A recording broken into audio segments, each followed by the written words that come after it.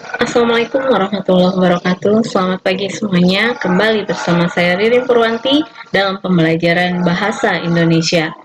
Pembelajaran Bahasa Indonesia kali ini kita akan membahas materi baru di semester 2, yaitu materi resensi. Apa itu resensi? Kita lihat dulu apa yang akan kita resensi, yaitu karya fiksi dan non-fiksi. Kita lihat perbedaan karya fiksi dan non-fiksi terlebih dahulu sebelum ke pengertian resensi. Nah, di sini ada pengertian karya fiksi. Karya fiksi adalah jenis tulisan yang ditulis berdasarkan imajinasi pengarang atau hanya berupa rekaan penulis. Meskipun di dalamnya bisa ada penelitian, tapi karya fiksi di sini berdasarkan imajinasi. Contohnya cerita pendek, novel, drama, ataupun film. Sementara itu, namanya non-fiksi ini berarti sebaliknya dari karya fiksi. Karya non-fiksi adalah tulisan-tulisan yang isinya bukan fiktif. Artinya di sana bukan hasil imajinasi atau bukan hasil rekaan penulis. Nah, tetapi karya non-fiksi ini adalah karya yang bersifat faktual atau bersifat fakta, gitu ya, berdasarkan fakta, berdasarkan kenyataan, ataupun bisa berupa hasil penelitian. Contohnya, karya non-fiksi ini adalah artikel, buku pelajaran, karya ilmiah, skripsi, tesis, disertasi, buku harian, laporan perjalanan, berita di TV, di koran, ataupun di majalah, serta film dokumenter. Itu adalah contoh karya non-fiksi. Nah, karena nanti yang akan kalian resensi adalah karya fiksi dan non-fiksi, maka kalian sebelum ke resensi harus mengetahui dulu apa itu fiksi dan non-fiksi. Nah, sekarang kita beralih ke apa itu resensi. Nah, di sini resensi itu berasal dari bahasa Latin, yaitu dari kata kerja revider atau recenser yang artinya melihat kembali, menimbang, atau menilai.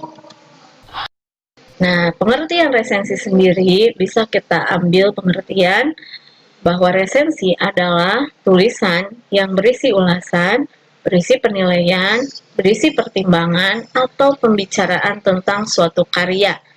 Ya, baik itu karya sastra, karya fiksi, maupun karya non-fiksi. Nah, tujuan menulis resensi ini adalah untuk memberikan informasi kepada pembaca mengenai keunggulan dan kelemahan fiksi dan non-fiksi tersebut.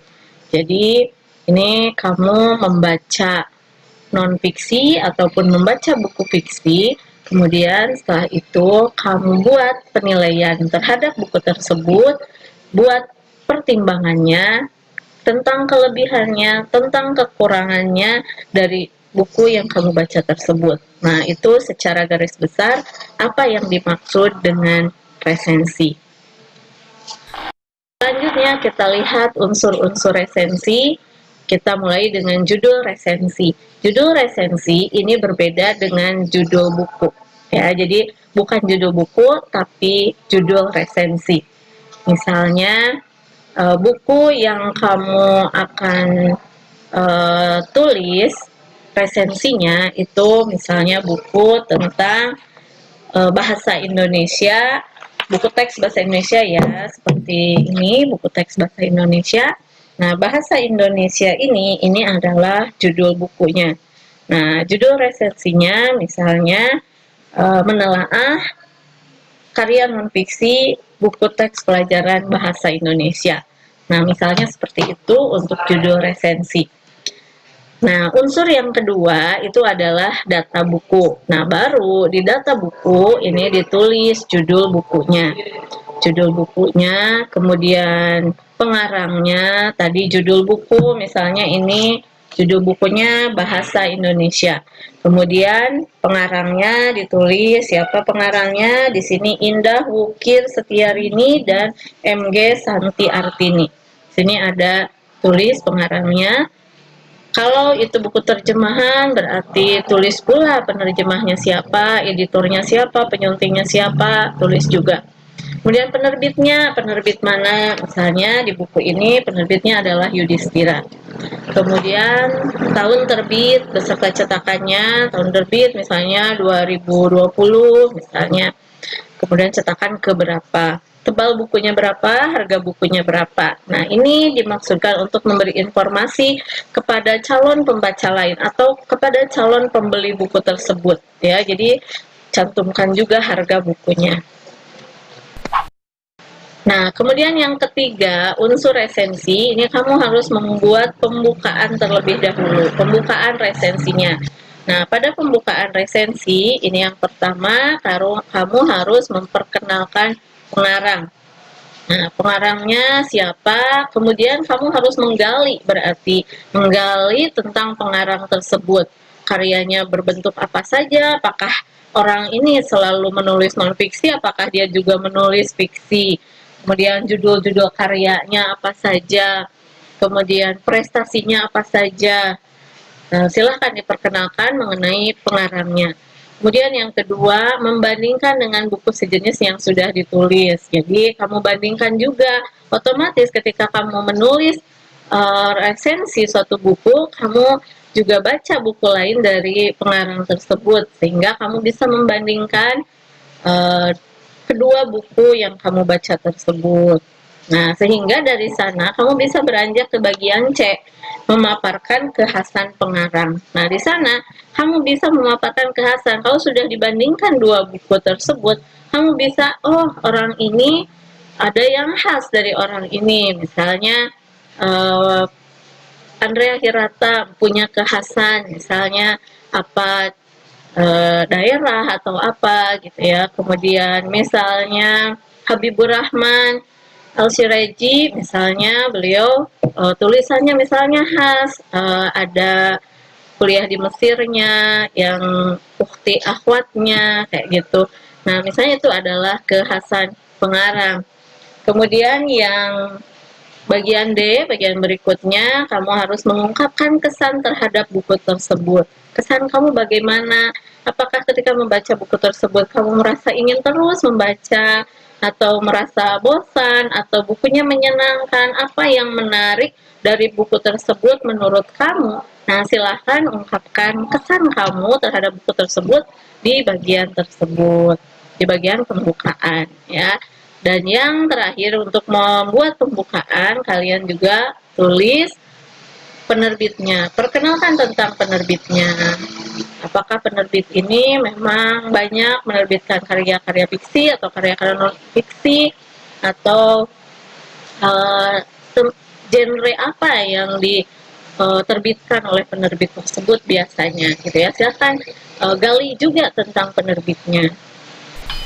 Selanjutnya, kamu beranjak ke tubuh atau isi pernyataan resensi buku. Nah, pada tubuh atau pernyataan resensi buku, yang pertama kamu harus menulis sinopsis. Nah, sinopsis di sini adalah ringkasan cerita atau ringkasan isi buku. Tulis sinopsisnya. Kemudian yang kedua, tulis ulasan singkat buku, unsur intrinsik dan unsur ekstrinsiknya. Unsur intrinsik ini unsur yang terdapat di dalam buku, dan ekstrinsik untuk unsur yang terdapat di luar buku. Contoh misalnya untuk unsur ekstrinsik di karya fiksi itu tema, kemudian amanat, kemudian alur, latar, suasana. Nah, itu silakan ditulis gitu ya, dianalisis unsur intrinsiknya. Sedangkan unsur ekstrinsik ini unsur yang ada di luar cerita. Misalnya kamu tulis tentang apa namanya, pengarangnya tadi gitu ya, kemudian tentang penerbitnya, itu juga unsur di luar cerita. Kemudian yang bagian berikutnya, bagian C, kamu tulis tentang keunggulan buku tersebut. Apa sih keunggulan buku tersebut menurut kamu? Baik fiction non fiction tersebut, apa yang bagus menurut kamu dari buku tersebut? Itu bisa terkait bahasanya, misalnya bahasanya yang mudah dimengerti, atau mungkin bahasanya justru yang bagus, penuh keindahan bahasa, misalnya keunggulan bukunya, atau pengarang memaparkan dengan sangat jelas misalnya. Nah, bisa jadi seperti itu. Jadi silahkan kamu analisis apa sih keunggulan buku tersebut. Kemudian kelemahan buku. Nah, setelah mengungkapkan keunggulan buku tersebut, kamu ungkapkan juga kelemahan bukunya. Apa yang menjadi kelemahan buku? Misalnya, oh bukunya terlalu tebal menurut kamu sehingga capek membacanya. Itu bisa aja kamu tulis seperti itu di kelemahan buku. Atau kamu cari ada misalnya ada kesalahan penulisan dan lain-lain gitu ya. Nah, itu bisa jadi kelemahan buku. Kemudian rumusan kerangka buku itu untuk non-fiksi. Kemudian tinjauan bahasa. Nah, kamu juga analisis bahasanya, apakah mudah dimengerti ataukah bahasanya berbelit-belit. Nah, silahkan itu kamu bisa tulis di dalam resensi. Ataupun adanya kesalahan cetak. Ya, kesalahan penulisan, kesalahan cetak itu juga bisa kamu komentari, kamu pertimbangan, menjadi pertimbangan kamu dalam resensi buku. Nah, bagian selanjutnya itu adalah penutup resensi. Nah, di bagian penutup ini kamu ungkapkan resensi ini, buku ini, ya yang kamu resensi ini itu penting untuk siapa, gitu ya. Itu kamu rekomendasikan untuk dibaca oleh siapa, gitu ya. Siapa sih yang cocoknya? Apakah buku tersebut untuk anak berusia 15 tahun ataukah untuk 17 tahun ke atas gitu ya. Silakan kamu rekomendasikan. Atau misalnya ini untuk para guru cocoknya, atau untuk para remaja cocoknya. Nah, silakan kamu beri ulasan di sana. Buku ini, buku yang kamu resensi ini penting dibaca oleh siapa dan alasannya mengapa ya, mengapa buku ini penting untuk dibaca oleh orang tersebut gitu ya. Jadi silakan dibuat di bagian penutup resensi. Nah, untuk langkah-langkah membuat resensi, yang pertama tentu saja kamu harus membuat penjajakan terlebih dahulu atau pengenalan, tema, deskripsi isi, penerbit, tempat, tahun terbit, tebal buku, karena itu tadi ada di bagian awal gitu ya. Kamu juga harus menelaah pengarangnya, latar belakang pendidikan pengarang, reputasi dan prestasinya. Nah, buku karya apa saja yang ditulis, juga termasuk golongan apa buku tersebut. Nah, silahkan digali, dijajaki, dikenali, karena itu ada di bagian pembukaan gitu ya tadi. Kemudian tentu saja langkah berikutnya kamu harus membaca buku tersebut. Tanpa membacanya, kamu tidak akan bisa meresensinya. Kemudian yang ketiga, kamu harus tandai bagian-bagian buku tersebut, mana bagian yang menariknya, supaya misalnya ada bagian-bagian yang akan kamu kutip, itu mudah nanti. Kamu bisa, oh di bagian resensi keunggulan buku ini misalnya karena di buku ini banyak sekali kutipan-kutipan menarik, misalnya kutipan-kutipan yang menggugah rasa, atau misalnya ada banyak kutipan-kutipan motivasi. Nah, kamu bisa cantumkan kutipan-kutipan tersebut. Maka perlu menandai bagian-bagian yang akan dikutip. Kemudian yang berikutnya tentu saja langkahnya setelah membaca dan menandai, membuat sinopsis buku. Karena tadi ada ya di unsur resensi itu adalah sinopsis atau ringkasan isi buku.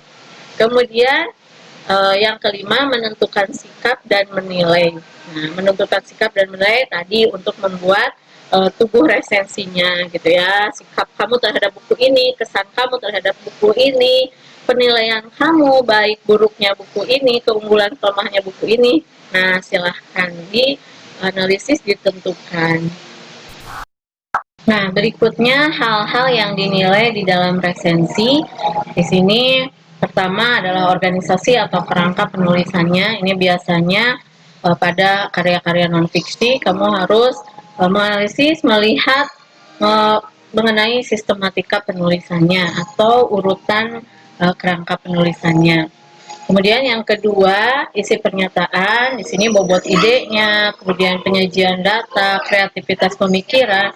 Nah, apakah si penulis di sini ternyata memiliki ide yang sangat kreatif, misalnya pemikirannya sangat luas, sangat bagus di dalam mengungkapkan suatu permasalahan, baik itu di dalam fiksi maupun di dalam non fiksi. Kemudian bahasanya, kamu perhatikan ejaan yang digunakannya, penggunaan kata, kalimat, tanda baca, gitu ya, penggunaan kata-kata yang baku, terutama untuk buku-buku ilmiah itu silakan dianalisis.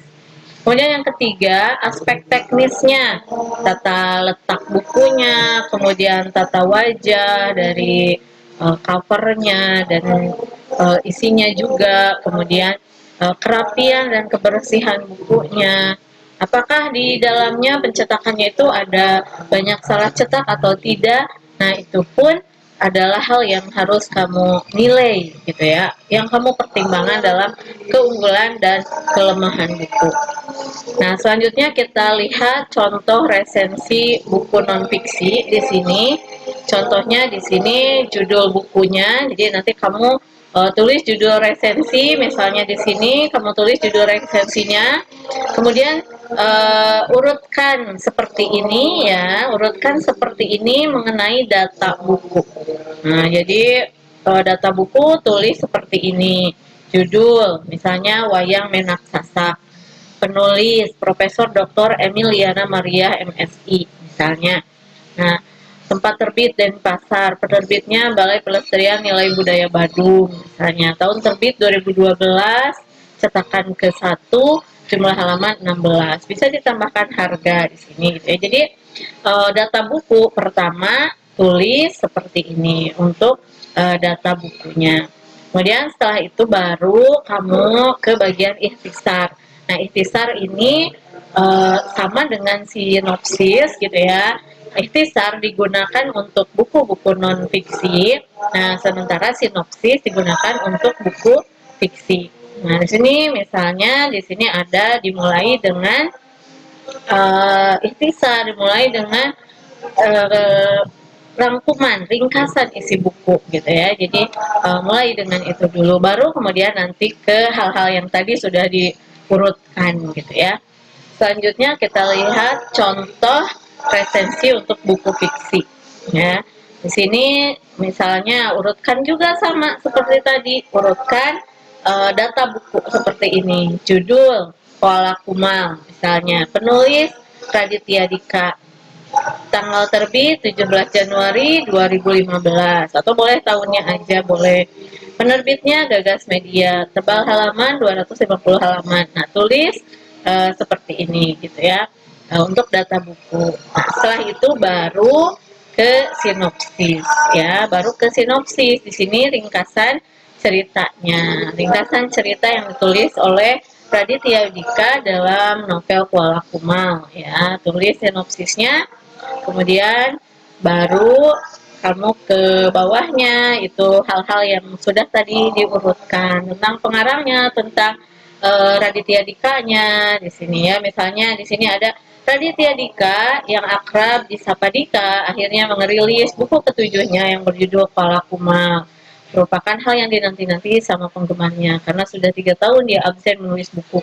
Nah, itu jadi sana tulis tentang pengarangnya gitu ya. Nah, itu untuk contoh resensi buku fiksi dan non fiksi. Nah, itu saja barangkali apa yang ingin saya sampaikan untuk pembelajaran kita kali ini di bagian materi resensi buku.